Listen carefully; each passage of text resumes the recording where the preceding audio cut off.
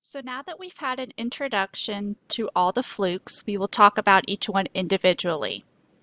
So first I'll cover the 3 intestinal flukes, the 2 liver flukes, the 1 lung fluke, and then the schistosomes.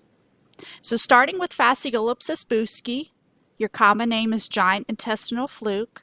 You have where its geographical distribution. Now, what goes in this blank? How do we get Fasciolopsis buski? What is the infective stage? Well, it's the metacercaria on fresh water vegetation. For example, bamboo shoots or water chestnuts or watercress lettuce, anything like that. Remember, it's an intestinal fluke, so the adults inhabit the intestines. And your diagnostic stage, remember, for all the flukes is eggs, but it's what specimen type is what makes each one unique. So it makes sense that because this is an intestinal fluke, that we would recover the eggs in stool. And it's named large intestinal fluke because you'll see the size of the egg is so large. Now, it is indistinguishable from Fasciola hepatica. What this means is that when we see an egg that looks like Fasciolopsis buski, it is actually identical to the egg of Fasciola hepatica. So when we see this in a stool sample, we report F. buski / F. hepatica because we actually cannot speciate it based on the egg. They are indistinguishable. You would have to recover the adults to truly be able to tell which one it is. So on the left is an egg of Fasciolopsis buski or Fasciola hepatica.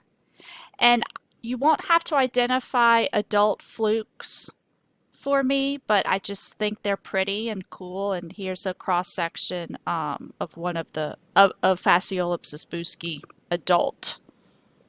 Remember, a long, flat, leaf-like shaped. This is another picture. I know you can't tell size, but this guy is very big. You would definitely be able to see him on 10 and 40x. There is an operculum for these eggs, although not super obvious. If you can see where there's a little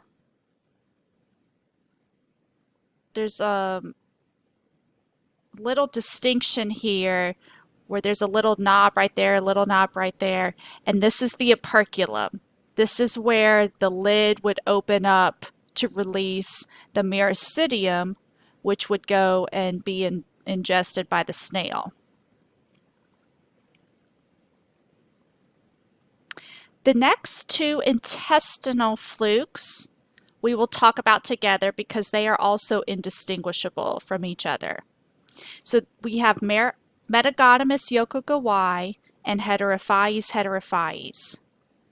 We get both of these by ingesting the metacercaria in undercooked or raw fish.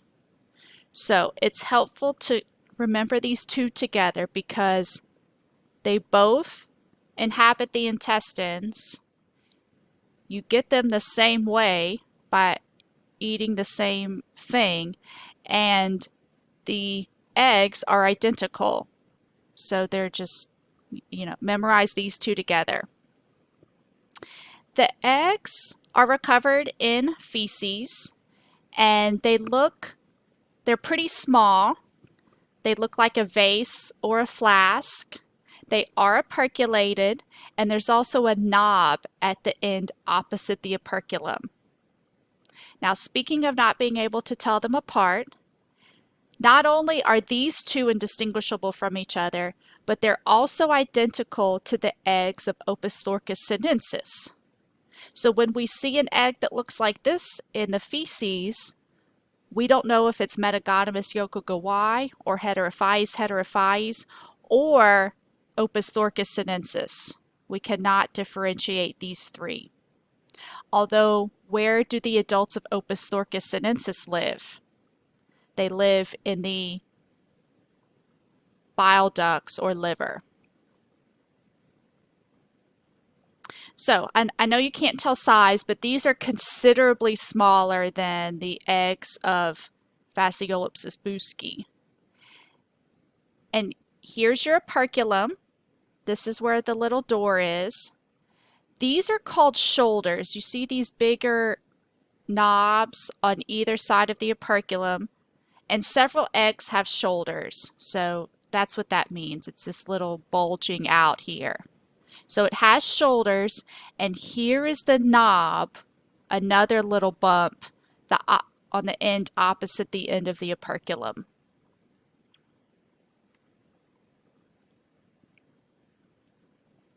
Okay, on to the two liver flukes. So starting with Fasciola hepatica. This is also known as the sheep liver fluke, or it causes a disease called liver rot in sheep, where in big sheep or cattle raising areas, including the southwestern United States. So it is possible to see this here. It does normally infect sheep, so this is a zoonotic infection for us. We're the accidental hosts. So how do we get Fasciola hepatica? We ingest the metacercaria on raw or undercooked vegetables, vegetation, just like what else? Fasciolopsis buski. So we get those two the same exact way. And what else is helpful? They look exactly alike, except the adults for Fasciolopsis buski live in the intestines, and the adults of Fasciola hepatica live in the liver area. So when we see these eggs and feces, we have to report F. buski / F. hepatica. And the operculum is much more obvious in this picture. So here's the operculum.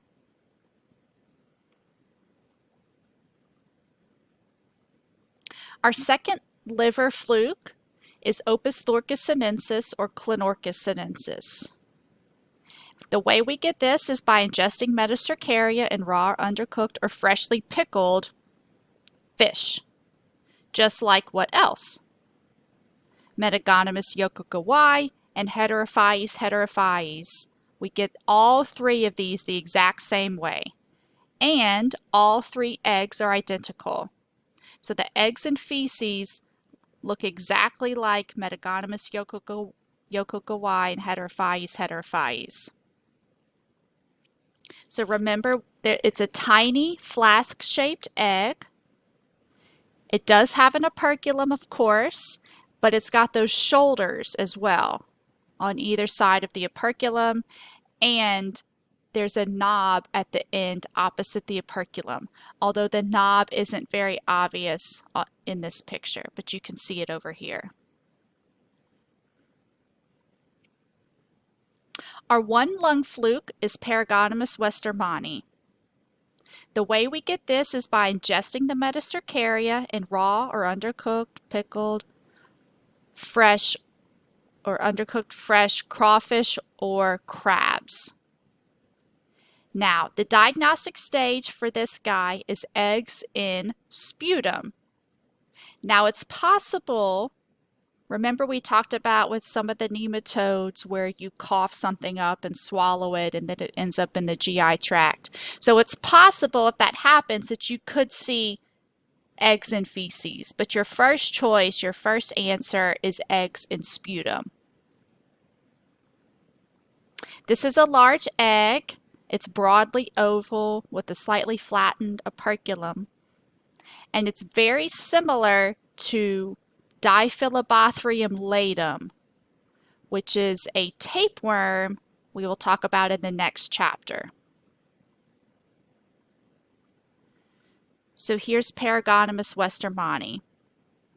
It does look similar to Fasciolopsis buski and Fasciola hepatica, although the egg is a little bit smaller And it's a skinnier oval shape, whereas those two guys were a fatter oval shaped. Now, Paragonymous westermani does have shoulders, where it's got a little bulge at either side of the operculum. Here's the operculum. Now, it does not have a knob on the other end. Diphyllobothrium latum, which is a tapeworm, looks very similar to Paragonymous westermani. However, Diphyllobothrium latum does not have shoulders, and it does have a knob down here. So that's a way to distinguish those two.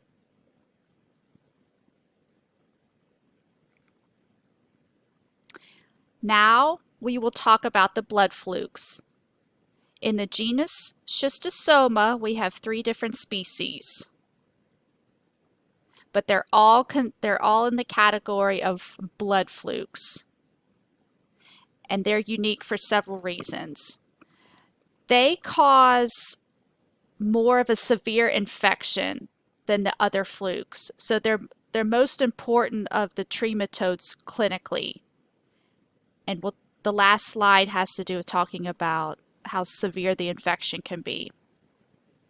They also are cylindrically shaped adults, so they're not that flat leaf-like shaped like the other flukes are. We have separate male and female forms, so they're non-hermaphroditic like the other flukes. And in fact, the female lives inside the male. They exist together as a pair. The eggs are not operculated. There is no operculum for these eggs like the other flukes. And remember, the way we get infected with the schistosomes is different from the rest of the flukes, where we have direct cercarial penetration of skin. We are not ingesting metacercaria inside or on something like for the other flukes. And they live in the blood. So the other flukes are organ dwelling. They live in the intestines or in the organ, the liver, or in the lungs. But the schistosomes actually live in the blood vessels. I thought these are cool pictures where these actually look like roundworms. They're not roundworms, they're flukes, but they're cylindrically shaped, and the female, you can see, lives inside the male.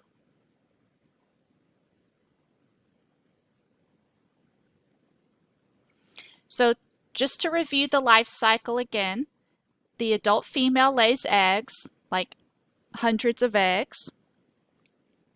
The eggs have spines. The eggs of the schistosomes have spines, and they are able to leave the blood vessels. Remember, the adults live in the blood vessels, and the eggs penetrate the blood vessel walls and get into the tissues. And it's here they enter the lumen of the intestines or the bladder. And if they make their way to the intestines, then the eggs are excreted in the feces. And for our bladder fluke, the egg is excreted in the urine. The eggs are embryonated when passed, and the myristidium are released when it contacts water.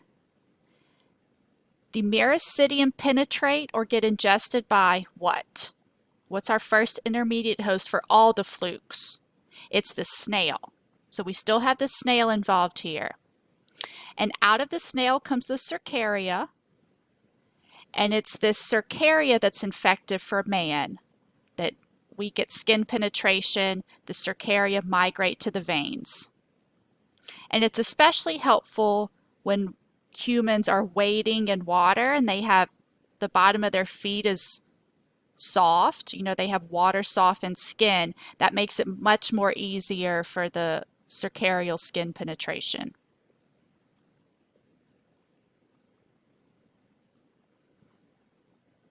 Okay, to review our 3 different species.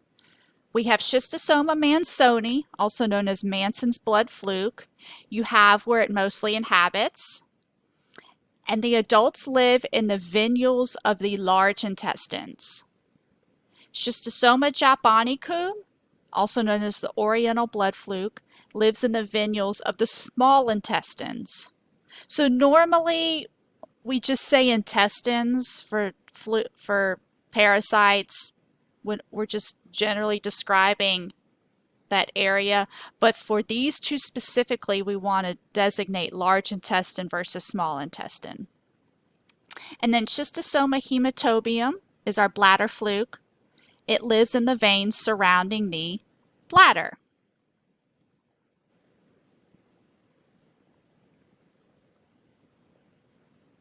So it would make sense that which two schistosomes are we going to see in feces? We will see eggs of Schistosoma mansoni and Schistosoma japonicum in feces because those adults live in the veins surrounding the intestines. And then Schistosoma hematobium is recovered in urine because the adults live in the blood vessels surrounding the bladder. Remember, all the flukes, it's always eggs. For a diagnostic stage, it's which specimen type it's recovered in that's different. So what do they look like? Well, all these eggs are very large. You should not miss these eggs when you see them. They are very obvious. So Schistosoma mansoni has a prominent lateral spine, and it's this pokey thing coming off a lateral side of the egg, as opposed to Schistosoma hematobium, where the spine will be terminally located on one of these ends. But Mansoni has a lateral spine. It's elongated, it's sort of skinny, ovally shaped, and it's recovered in feces. Japonicum is rounder than the other two. It's not as long, skinny, ovally. It's more round. It's also recovered in feces, and it's got a small, curved lateral spine. And you can see it here, but you actually can't see the spine in this picture. And that's often the case, where it's so small you can't see it. Then Schistosoma hematobium looks more like Mansoni, except remember the spine is located terminally, a terminally located spine, and it's recovered in urine.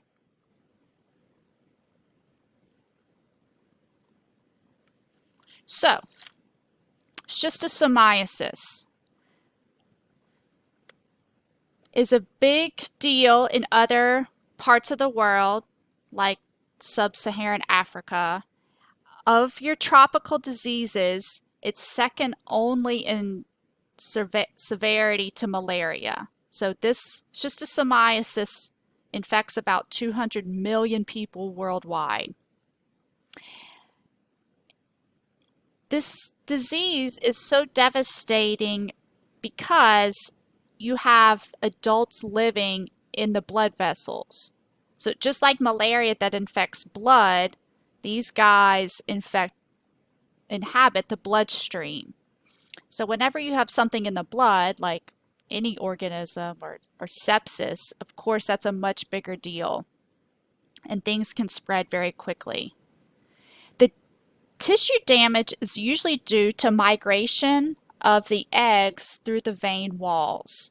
So remember, the adults are living in the blood vessels, but it's when the egg uses its spine to break from the blood vessel wall into the neighboring organ is when the patient is usually symptomatic. The eggs are highly immunogenic. And if you remember from immunology, that means the likelihood that it would initiate an immune response. So these eggs are secreting enzymes that are damaging tissue because it wants to break down that tissue to get to the organ. And they are very sneaky because they can actually have antigens on the surface of their eggs in the adults that mimic self-antigens. So it's possible they could sort of fly under the radar for a little while, for several months, because they have self-antigens that look like our antigens, and the body doesn't initiate an immune response, and then all of a sudden the female's laying all these eggs, and that's when the eggs are highly immunogenic and they're breaking down the blood vessel walls and getting into tissues. So that's when the majority of the symptoms are seen. So bloody diarrhea, skin urticaria, so huge spike in your eosinophils. For schistosoma hematobium in particular, there has been a linkage to bladder cancer. Patients exhibit hematuria and painful urination. And then Manzoni can have liver involvement as well. So this is a very big deal and lots of press around trying to control schistosomiasis. So this is the end of the trematodes.